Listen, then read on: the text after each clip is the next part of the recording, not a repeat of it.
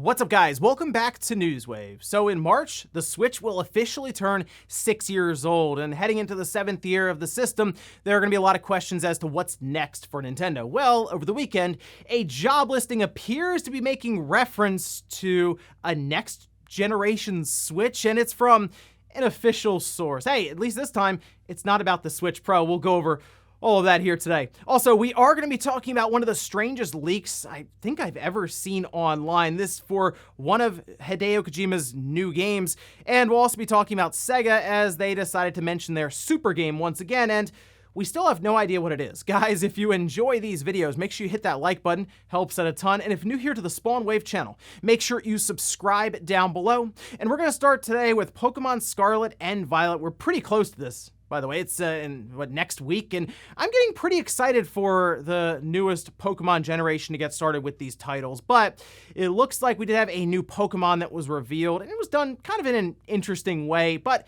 we can see the Pokemon here, and this is Gimmighoul. Now, this was revealed over time on the Pokemon website where they had like a treasure chest up, and occasionally it would change a little bit and you'd be able to do different interactions with it. Turns out that entire time you were looking at part of the Pokemon, as the Pokemon Gimmighoul has two different forms. There's roaming form and chest form. Well, in chest form, they're just in the chest itself with all the gold coins. Otherwise, though, it's out kind of walking around. In Pokemon Go, you can see it. It's in its roaming form, just kind of moving about the map. And it appears you would be able to transfer this Pokemon after capturing it in Scarlet or Violet over to Pokemon Go. I believe that's something they're going to be doing next year. But I mean, it was a fun reveal, and my biggest thing is I'm interested in Scarlet and Violet when it comes to the overall format of the game with that open world concept, and even giving you the legendaries in the beginning of the game that you then use to kind of traverse the world. So a lot of questions around these titles, and I'm very curious to check them out when they release next week. Also, we had some recent reports going over a potential release for Diablo 4 and how it might be closer than we were thinking. We can see this posted up over on Windows Central, where they say Diablo 4 could be launching in April 2023 with pre-orders going live in December. Now, they say this was first reported by Xbox Era Podcast, and then Windows Central was able to corroborate this further. But Mike Ybarra over on Twitter with a pretty vague tweet, but based on the timing, I kind of think it lines up here, saying, "Don't believe everything you read." Now, I mean, December for pre-orders going live kind of makes sense considering the Game Awards would be coming up, and seems like a good spot to have a new trailer and then drop the release date on us. And I mean, it'd be cool if it was in April, because that is sooner than I was necessarily expecting. I know they're doing the closed beta stuff and trying to work out any bugs, and typically you'll do that as you're getting close to that release date, or at least release window. So in this instance, it could be at the Game Awards release date, and maybe it's March, maybe it's May or June or something, and April is just off a bit. But hey, if it's in the first half of next year, 2023 would really be looking like a pretty packed first half with a lot of titles dropping in there. So crossing my fingers for that, but I am thinking maybe the Game Awards is a good spot to drop that information. Oh, and we also had the Ratchet and Clank 20th anniversary that happened over the last couple of days, and Insomniac had some fun stuff to add to Ratchet and Clank Rift Apart, a whole bunch of new armor sets, and it looks like we have some new additions going into PlayStation Plus Premium, which we can see this over on the PlayStation blog with Ratchet and Clank, then Going Commando, Up Your Arsenal, Deadlocked, and Tools of Destruction. The only obvious issue here is they're all marked as PS3 games, which means they're all streaming. Obviously, that's unfortunate. You'd like to have those natively on the system, especially with an action game like Ratchet and Clank. You definitely feel the input latency when it comes to those kinds of games as opposed to a turn-based RPG or something like that. But hey, they're all in there, and it does look like they at least have several games to choose from in the series. It's just unfortunate that basically all of them are streaming. And guys, with some of the quick news out of the way, let's get into the bigger stuff. Let's start right away with this listing that popped up over the weekend that people noticed that seems to refer to next generation hardware from Nintendo, and you can kind of line it up with Nintendo because of the company that's posting up the job listing, which we can see this over on Dota.jp for Creatures. If you're unaware, Creatures is part of the Pokemon Company. The Pokemon Company is comprised of Creatures, Nintendo, and Game Freak. Creatures also is the big driving force behind the Pokemon trading card game, but when it comes to game development, they do a lot of the game models for these different Pokemon games, especially now that they've really been pushed into kind of the 3D landscape here. That's mostly their position in the mix. And in this job listing, that's essentially what they describe. Creation of game models for consumer games or smartphone apps, creation of high-end models for video and print media. And then as you work a bit further down in things like the workflow, they talk about Pokemon models and motion data for Pocket Monsters series, the smartphone app, video production, and research and development for other next generation hardware. I guess you could make the case, maybe they're doing something with the PlayStation. This is pretty obvious that they would be working towards whatever Nintendo has next. They also talk about some of the tools used, which includes Unity, Unreal Engine, Maya, Photoshop, essentially a lot of the industry standard tools that they would expect someone coming in to know. Anyway, as soon as this job listing started to make the rounds, there was a lot of talk around there being a next-gen device coming pretty soon or something because it's in the job listing.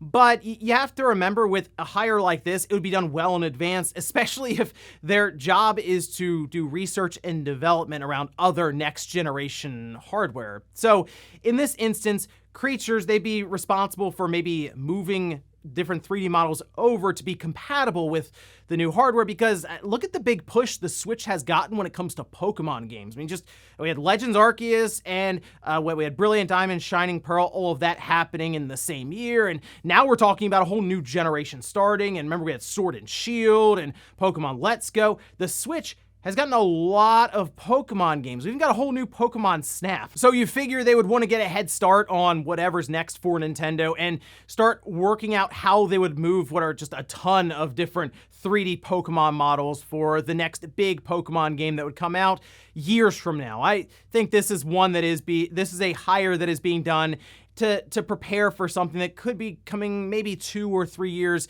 down the pipeline. So I don't believe this is them saying, oh, well, the next gen system from Nintendo is out in 2023 or even 2024 at this point. I still wonder if Nintendo is going to try to push this generation out further than we are expecting here. Oh, and there's also the question around what Nintendo's next hardware would even be. Would it still line up with the hybrid concept of the Switch, or would Nintendo try to Nintendo and come up with some other weird and wacky design or some creative curveball thrown in there that they would take I would say a chance on, considering with the Switch, all they have to do is just keep that hybrid model, build on top of that with more capable hardware and maybe some other weird little catch or gimmick in there, and it should work out fine. I assume a lot of people who are sold on the hybrid model would then just continue on with whatever Nintendo has next, but I guess we'll see. But it shouldn't shock anyone to have these listings pop up, as, yeah, a lot of these companies partnered with or within Nintendo even would be starting to think about development for games 3 or 4 years from now that wouldn't be on this current Switch, they'd be on the next thing. Next up, let's talk about Sonic Frontiers, which, by the way, it's a big, big day for this game since the Metacritic score is coming out, and I feel like this is finally going to be a good, within reason, 3D Sonic game. It should be much better than Sonic Forces, which, great, they're on the upswing then. But as expected, Sonic Forces had leaked all over the place before, but now it's really out there. The ROM got dumped online for the Switch. People just seem to be getting PlayStation 5 copies and posting them up everywhere, so it's almost like I was looking at my Twitter timeline and the game was just out. Everyone was just playing Sonic Frontiers, which, yeah, I mean, spoilers wherever, but I noticed that SEGA was trying to pull a lot of these gameplay clips down. Some were even trying to just stream it on Twitch, and I'll admit I caught some of the streams. The PS5 copy looked pretty good, but the one that surprised me, and maybe this will put some people's minds at ease around the Switch port,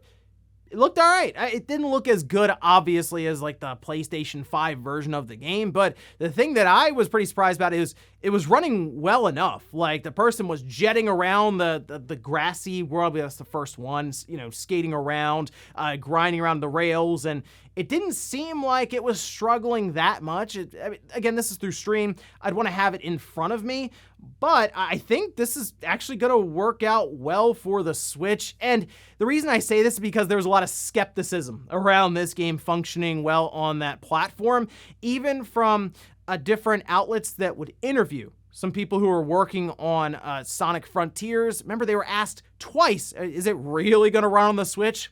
They seem pretty confident, and now I'm seeing some of the gameplay, and I think they might have something here. But on top of all of this, the obvious thing is look out for spoilers as people are beating the game and posting up with the ending itself and screenshots and all these different things. And Sega's trying, but they're not able to necessarily get every one of them. I guess the good bit of news is the game will be releasing later on tonight at midnight, or worst case, 24 hours from now when you go and pick it up at your local retail store. So exciting stuff, and I'm very curious to see how things turn out for Sonic Frontiers. Next up, let's talk about one of the weirdest leaks I feel like I've ever seen, and a lot of it has to do with the setup itself, which we'll get to. But this appears to be one of Kojima's next games.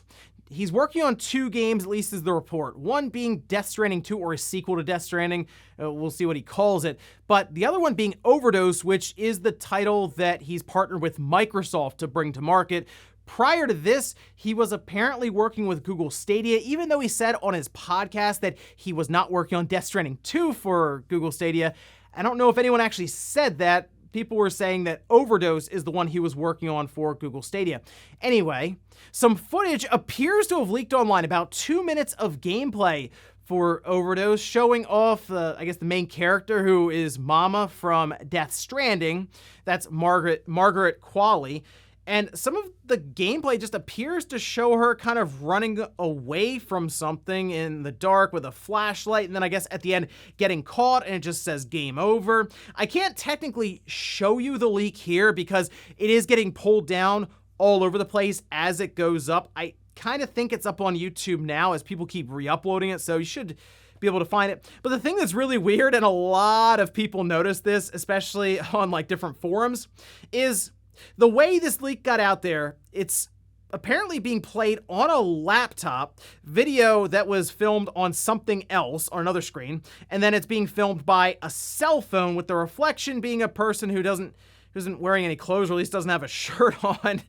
Yeah, it's a very odd one. Anyway, over on Insider Gaming, Tom Henderson does confirm that this is the footage that they had seen back in June, just in higher quality and not someone filming off of another screen. It was captured like directly.